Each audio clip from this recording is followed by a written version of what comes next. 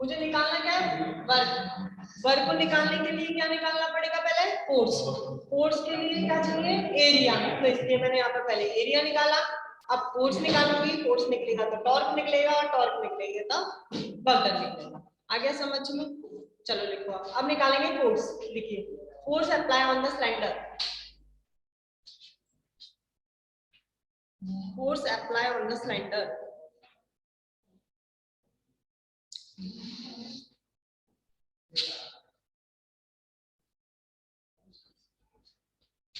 देखो ये फॉर्मूला पढ़ा था, stress force upon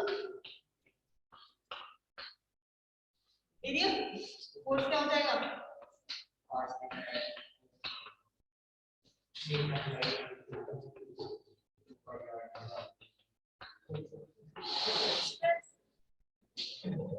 theta pi pi are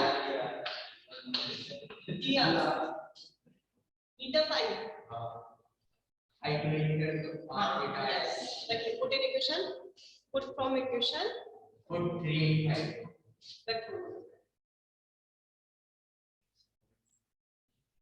लिखो लिखो।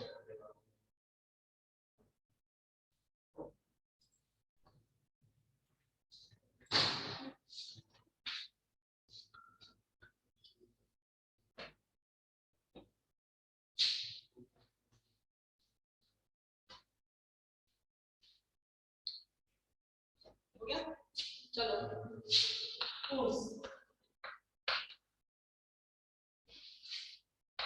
थीटा पाई की वैल्यू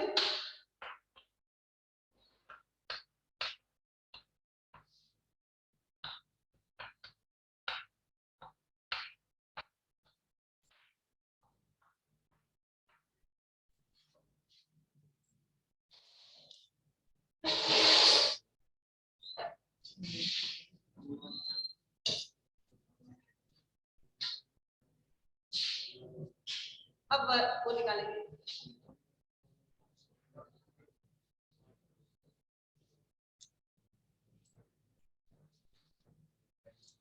ये क्या निकला है, फोर्स। अब क्या निकालना है, टॉर्क। लिखो,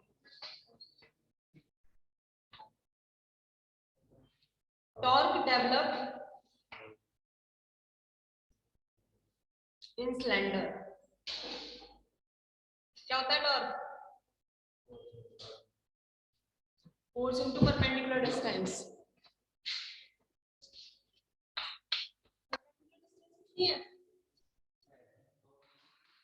कैसे रोटेट ऐसे कर रहे हो तो ये होती है, ये सिलेंडर है, ये एल है, घुमा तो ऐसे ही रहे हो, तो ये क्या है, परपेंडिकुलर डिस्टेंस। ये है परपेंडिकुलर डिस्टेंस। परपेंडिकुलर डिस्टेंस क्या है, radius. Force into perpendicular distance, force हो गया 2 pi metre theta over L R और R cube D R. Equation number 4।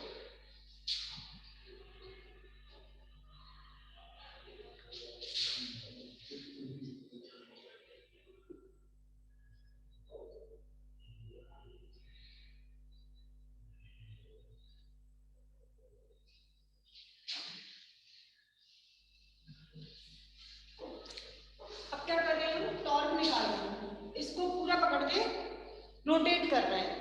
कहां से कहां तक रोटेट करेंगे, या जीरो से चालू करेंगे रोटेट करना, और कहां तक रोटेट कर सकते हैं, मतलब उसकी रेडियस तक, पूरी रेडियस में घुमा सकते हैं उसे। तो मैं अगर इंटीग्रेशन करूँ वो साइड, तो जीरो से कहां तक करूंगी, आर तक। और एक चीज और ये, हाँ चलो लिखो, integrating both side from 0 to r, from 0 to r।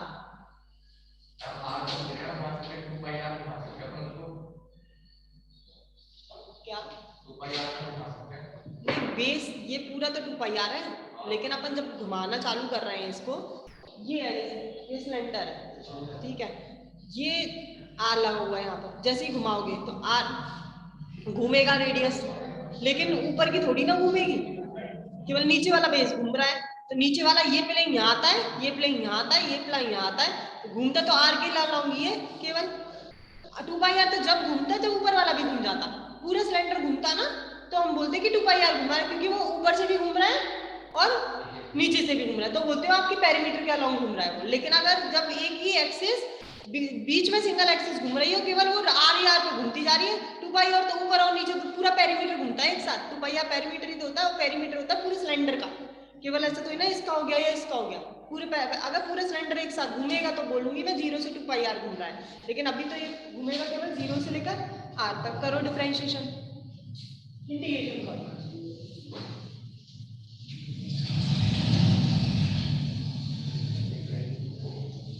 कितना आएगा? 0 to r 2π metre theta over l r cube. Constant क्या है? ये बाहर आ गया, इसका इंटीग्रेशन कितना हो जाएगा?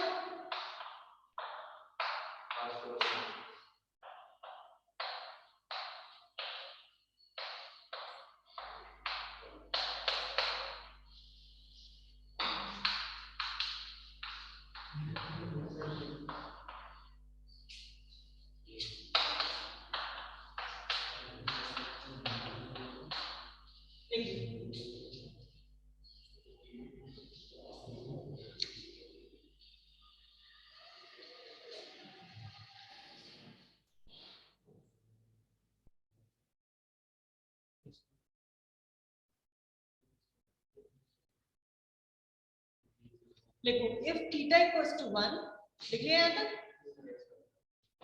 थीटा क्या चीज है? नीचे जो घुमा रहे हैं, अगर थीटा 1 हो जाए, 1 का मतलब वो यूनिट घूमेगा बस। अगर यूनिट घूमेगा तो कितना मिलेगा हमारा t पाई थीटा r/4 अपॉन 2। ये सब कांस्टेंट है, पाई कांस्टेंट होता है, थीटा क्या है? मॉडुलस ऑफ रेसिप्रोसिटी, ये भी कांस्टेंट है। रेडियस उसकी चेंज होगी, लेंथ, इस पूरे को एक कांस्टेंट के बराबर मान रहे हैं c, जिसे बोलते हैं हम टॉरशनल रिजिडिटी। देखिए ये मैम ये टॉर्क की लाइक अभी वर्क का निकला, वर्क तो निकाल लोगे अभी।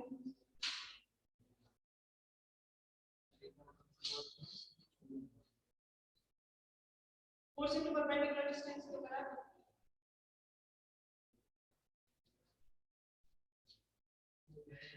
तो मतलब क्या बोला c, देखो where c is known as,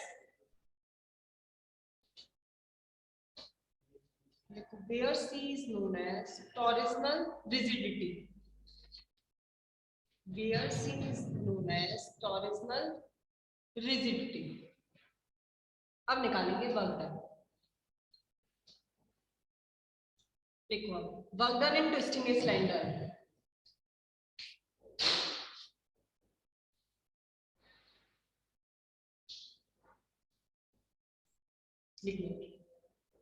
let a cylinder of length L and radius R,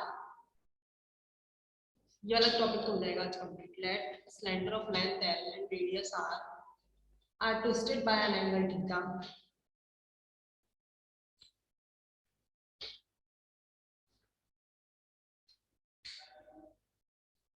full stop। C is the torsional rigidity of cylinder. Torsional rigidity पता है किसे कहते हैं? जितना आप उसे ट्विस्ट कर रहे हो वो c है। ट्विस्ट करने का मतलब कितना ट्विस्ट कर रहे हो, एक बार ट्विस्ट किया, 2 बार ट्विस्ट किया, 3 बार ट्विस्ट करने का मतलब है वो कितनी बार तार घूम रहा है। जैसे ये है, तो स्ट्रेट बताती हूँ क्या चीज है, c क्या चीज है, ये है, इसको ट्विस्ट करना है, सीधा है, ट्विस्ट करना, मैंने एक बार मोड़ा तो ये एक सी है, फिर एक और मोड़ दिया दूसरा सी, मतलब जितना तार ये मुड़ता जाएगा वो सी है, मतलब ट्विस्टिंग होना, कितनी बार आपने किसी चीज को पकड़ के ट्विस्ट कर रहे हो वो सी है, ठीक है। और मैंने कहा कि एक बार जब यूनिट था थीटा जब मेरा 1 था तब मैंने इसे ट्विस्ट करा और ट्विस्ट एंगल कितना आया सी। जब थीटा मेरा 1 है तो ट्विस्ट कितना है सी। अब थीटा मेरा जब थीटा हो जाएगा तो ट्विस्टिंग मेरा कितना हो जाएगा सी थीटा, समझ गए। अगर ये 1 है तो ट्विस्ट मेरा सी है, अगर मैंने थीटा को थीटा ही कर दिया तो ट्विस्ट कितनी बार हुआ सी थीटा बार, ठीक है। आगे और ट्विस्ट क्या है फोर्स, जो मैं फोर्स लगा रही हूँ ट्विस्ट करने के लिए। लिखिए अब आगे। therefore work done twisting by a small angle d theta, पहले छोटे एंगल को कर रहे हैं twist, by a small angle d theta, पहले d theta को ट्विस्ट करेंगे फिर करेंगे पूरे को ट्विस्ट।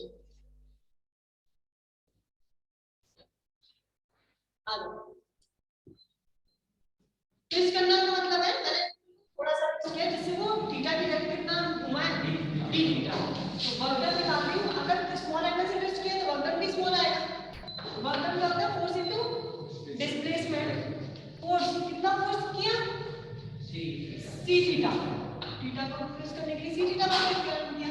डिस्प्लेसमेंट कितना हुआ? डिस्प्लेसमेंट d थीटा को कितना डिस्प्लेस कर रहा है वो d थीटा को कितना क्या आएगा वर्क डन। अब मुझे पूरा वर्क निकालना है, पूरा कितना ट्विस्ट करना है? 0 से लेकर थीटा तक। अभी क्या पता 2 पाई है कि नहीं है, तो वर्क डन कितना करना पड़ेगा? अगर मुझे पूरे के लिए निकालना है 0 से लेकर थीटा तक, c theta d theta, c constant बाहर आ गया, theta square upon w equals to half c theta square. c की वैल्यू कितनी है? Half pi theta r to the power 4 over 2 into theta square. ये हो गया। समझ में आ गया? टॉपिक खत्म। अब नेक्स्ट टॉपिक आएगा बाइंडिंग ऑफ बीम।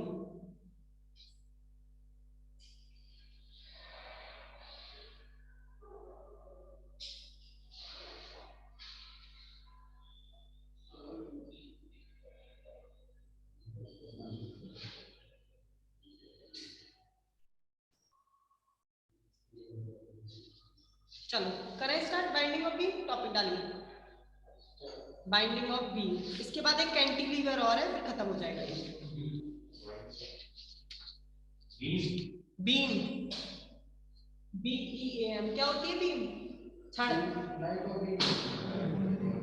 वो अलग है। मैकेनिक्स में होती है छड़, बीम ये बीम है। बीम होती है।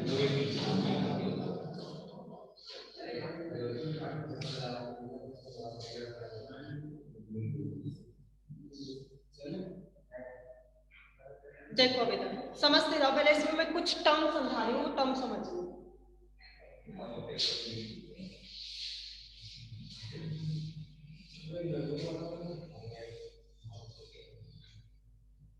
देखो जरा मैं ये डस्टर बना रही हूँ, ये मेरी बीम है। बीम वो होती है जो इसकी मोटाई के रेस्पेक्ट में लेंथ उसकी बहुत ज्यादा हो, वो बीम कहलाती है। मतलब अगर मोटाई इतनी है तो लेंथ इसकी इतनी नहीं होनी चाहिए, इससे बड़ी होनी चाहिए, वो बीम कहलाती है। मतलब कभी स्क्वायर नहीं बनना चाहिए, स्क्वायर होगा तो दोनों चीज बराबर हो जाएंगी। स्क्वायर नहीं होना चाहिए, बड़ी होनी चाहिए लेंथ, तो उसकी छोटी होनी चाहिए, वो बीम कहलाती है। अब बीम में बहुत सारे प्लेन होते हैं, जैसे ये बीम है तो ये बहुत सारे प्लेन से मिलकर बनी है। काटते जाओ 1 2 3 4 5 6, तो मतलब इसमें बहुत सारे प्लेन होते हैं। ये बीच वाला प्लेन बना लिया,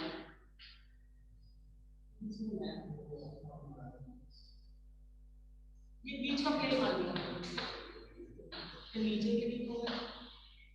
अब देखिए जरा, इसको नाम दे दिया मैंने एन, बीच वाला प्लेन को एन। अब क्या करूंगी मैं, इस बीम को पकड़ के मोड़ूंगी, डस्टर को पकड़ के मोड़ दूं।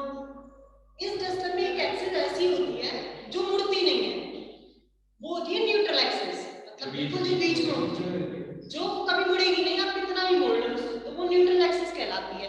तो ये जो एंड डैश है उसे बोलते हैं अपन न्यूट्रल एक्सिस। इस न्यूट्रल एक्सिस से जो ऊपर वाले सिरे हैं, ऊपर वाले प्लेन, मतलब ये वाले, ये मुड़ेंगे तो इनकी लेंथ बढ़ेगी, बढ़ जाएगी। न्यूट्रल एक्सिस से नीचे वाले हैं, ये मुड़ेंगे तो उनकी लेंथ घट जाएगी। तो मतलब इससे ऊपर वालों की तो लेंथ बढ़ती है बीम में, और नीचे वालों की लेंथ घटती है। इसे बोलते हैं न्यूट्रल एक्सिस, इसे बोलते हैं प्लेन ऑफ बीम। ये जितने प्लेन बनना है वो प्लेन है बीम जिसकी लेंथ ब्रेथ के रेस्पेक्ट में बहुत ज्यादा होती है। आगे समझ में? अब करना क्या है आपको, इसको मोड़ना और फिर निकालना है बेंडिंग मूवमेंट। मोड़ा, मोड़ने में कितना मूवमेंट ऑब्टेन हुआ है इसके अंदर वो निकालना है आपको, बेंडिंग मूवमेंट। आगे समझ में? इन सब की डेफिनेशन तो लिखवाऊंगी। बेंडिंग बीम क्या होता है, न्यूट्रल एक्सिस क्या होता है, बताओ।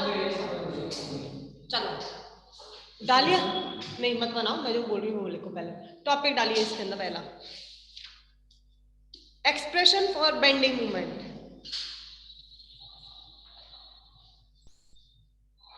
Expression for bending movement. अब मैं बना रही हूँ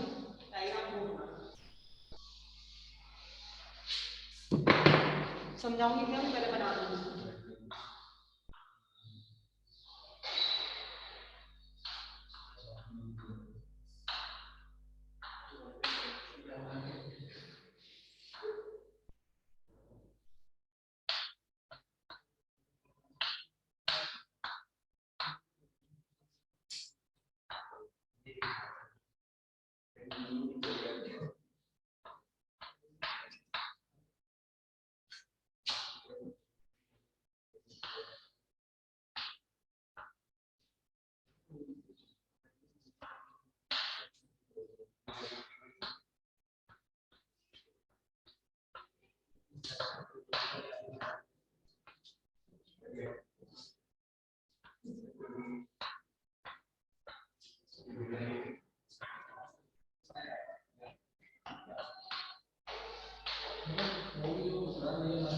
बना लो, पहले बनाओ फिर बता दो।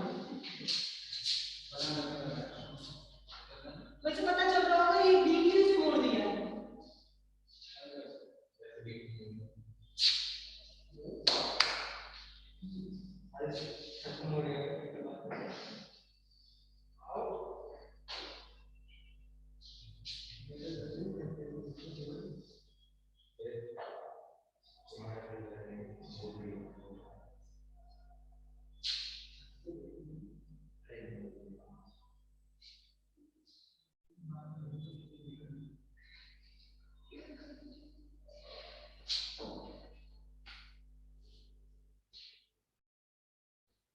मंडे को टेस्ट है,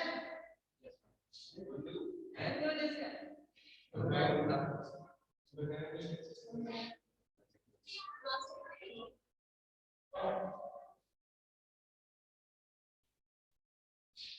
अच्छा पेपर देके जा रही है, उसे भर लेना और जिस दिन यूनिट में जाना उस दिन सबमिट करा देना। अभी मत कराना सबमिट, साइन करके रख लो, जब जिस दिन यूनिट में आखिरी करा जाओ उस दिन सबमिट करा देना। और तुम पहले सबमिट करा दोगे तो मुझे लगेगा कि हो गई यूनिट, इसलिए मत कराना। ठीक है ये तो बात है, इसका मतलब पेपर दे जा रही हूं, करके रख लो। ये तो मैं समझ रहा था, पेपर दे देंगे इसको करते यार। पेपर तो दे दिया मैंने बना के।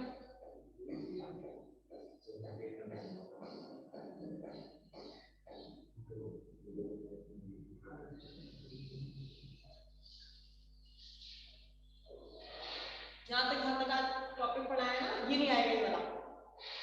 वो तो हमको पता ही है, तो दे दिया तो ये वो मैंने लगाया था टारगेट, कितना मैंने बना दिया, कहाँ तक पढ़ा दूंगी मुझे पता रहता है कितना पढ़ा देंगे आप। ये जो टॉपिक ये वाला है ये नहीं आएगा, बस इससे पहले तक का सब है जो भी पढ़ा के चुकी है वो भी आएगा। वंदन वाला भी है सब, ये बस बीम वाला नहीं है। क्या नहीं है? अरे बीम वाला ही तो ये बस। हाँ बीम वाले से नहीं है, बीम बचा है और कैंटिलीवर बचा है, दो टॉपिक बचे हैं। आ रहा है बीम ओ अच्छा ग्रेविटेशन वाला, ग्रेविटेशन टच, ग्रेविटेशन टच अच्छा वो वाला आ रहा है बढ़ गया। देखिए नंबर नहीं। अच्छा हाँ नहीं जो मैंने ना तुम्हारे 5 आते हैं क्वेश्चन, ये बता दें तो मैंने 4 क्वेश्चन दिए, 5 जो मेरे डिफरेंट नंबर के क्वेश्चन आते हैं ना वो वाला नहीं दिया मैंने, फर्स्ट वाली तो बता रही थी ना 12 क्वेश्चन आते हैं डिफरेंट नंबर के, वो नहीं दिया, वो नहीं दिए मैंने। हर यूनिट में से 2 क्वेश्चन दिए थे, हर यूनिट में से 2 क्वेश्चन। और भी नहीं दिया है और नहीं दिया है, ये सोचो और लगा हुआ सब कंपल्सरी करने दिया कैसे बता देती हूँ, पेपर अटेम्प्ट कर लेना वैसे। यूनिट फर्स्ट कर ली होगी पहला। यूनिट फर्स्ट है, फर्स्ट क्वेश्चन में ए और बी, ये फर्स्ट यूनिट ये जो आपकी है, दोनों क्वेश्चन अटेम्प्ट करना है। Unit second question A B दोनों, चार है से चार क्वेश्चन अटेम्प्ट करना है। आगे समझ आती, पांच है मैंने चार दिए, चार यूनिट के, एक जो आते हैं प्रिंटेड नंबर वाले वो नहीं दिए। मार्किंग में अपने आप अरेंज कर लूंगी कितने मार्क्स का क्या रखना है, तुमको पेपर करना है। क्या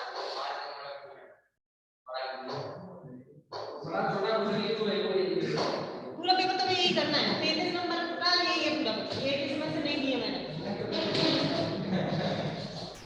चलो हो गया टाइम, हो गया बाकी कर